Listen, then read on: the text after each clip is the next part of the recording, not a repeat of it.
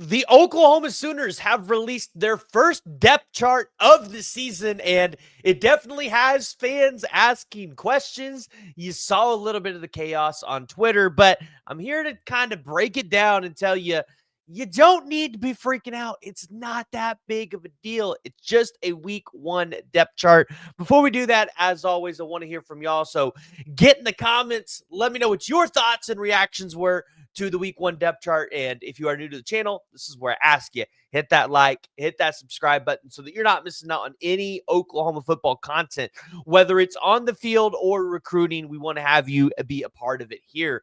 But let's just dive right into it. Let's just dive into the chaos that is and shouldn't be, but is a week one depth chart. So you've got it right here. And one of the first things that everybody wanted to point out was the running back room, where Javante Barnes and Torrey Blaylock were the first two names on the list, with Jaden Ott coming in at number 3. And this had a couple people concerned because, well, you did go pay a lot of money in the transfer portal for Jaden Ott. And you've heard nothing but glowing reviews all offseason about Jaden Ott. So you understand where there's some fan concern, but then you've got to kind of look and see what happened during fall camp and understand that Jaden Ott was a little banged up, and you've got to understand who your opponent is. This is not an opponent where Oklahoma should mightily struggle. This is not an opponent where you should need Jaden Ott. This should be a game where you should be able to throw out some true freshman running backs, and they should be able to lead you to the promised land here.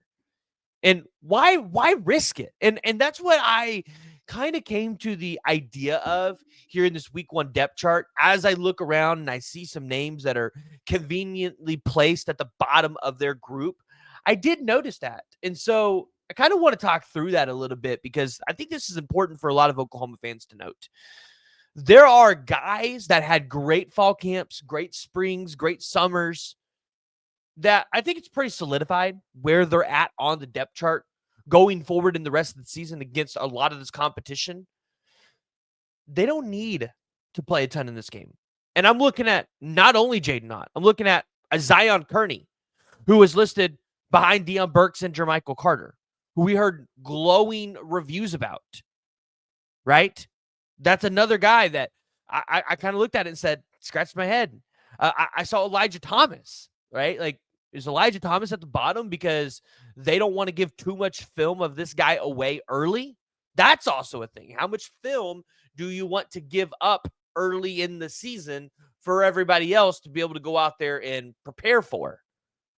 And then I look at the tight end position. This one's intriguing to me, because who is going to come out as tight end 1 in this game?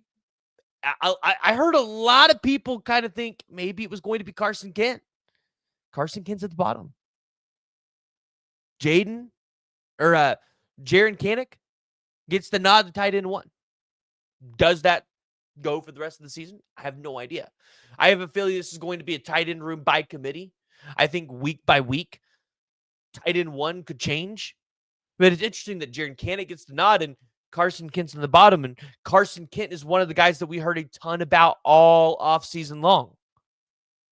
And then I do look at some of these offensive line rotations, and these are really, really intriguing, because it was kind of the question of what was the offensive line going to look like in the first week, right? What's that rotation going to look like? And obviously the first week offensive line rotation probably was not going to be the offensive line rotation you rolled out with, but at left tackle, it's Michael Fasusi or Jacob Sexton or Luke Baklenko, or Baklenko. I think I said that right. So it really feels like the left tackle position maybe is a complete toss-up. But then you go down to the right tackle, and it's Derek Simmons, Logan Howland, or Jake Taylor. So I think when you look at week one, there's a couple things you really got to pay attention to in the depth chart. One, I want to see how many of these guys at the offensive line get snaps, right? I think this is a good spot for Bill Bedenbaugh to see who's really ready and to get that offensive line figured out, cemented before Michigan. So I'm curious, do we see all 3 left tackles and all 3 right tackles play in this game? Additionally, at the wide receiver position, are we going to see a guy like Jermichael Carter share some snaps and have to prove himself? This is a guy that I was excited about because of his size and his frame coming in. I thought this was a guy that could be a real weapon in the offense. For a guy like Ivan Carrion being listed at second behind Keontez Lewis, how much run does he get over Keontez Lewis? I would imagine you're not going to want to run him a ton and potentially get him hurt. So do you run a bunch of Carrion and see kind of what he's made of? Do we see Elijah Thomas a ton? Right? Do you want to even put that much? Or do you put some of these guys in when you put in your second quarterback so that you're not getting a lot of that great film review? And then you go over to the defensive side of the ball. It's Marvin Jones Jr. or Taylor Wine. I want to know kind of who's going to win that battle a little bit. I have a feeling like that one truly is a battle. Taylor Wine and Marvin Jones Jr. So I'm going to be watching that one on Saturday. How much run does Taylor Wine get over Marvin Jones Jr.? Obviously, I expect Daniel Okoye to get some, but I imagine that would be closer to the end of the game. And then you just go down the depth chart and you see cornerback Cortland Guillory listed as a starter, as a true freshman, at 6 foot, at corner, left corner. I think a lot of fans were excited to see that one. That's one that you heard a ton of excitement around.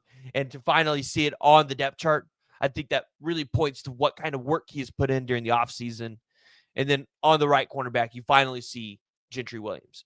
But again, how much run does a Gentry Williams get in this game? I don't want Gentry Williams to get hurt in unmeaningful snaps. And this is not saying that Oklahoma's opponent in Illinois State is somebody that Oklahoma should be overlooking or walk over.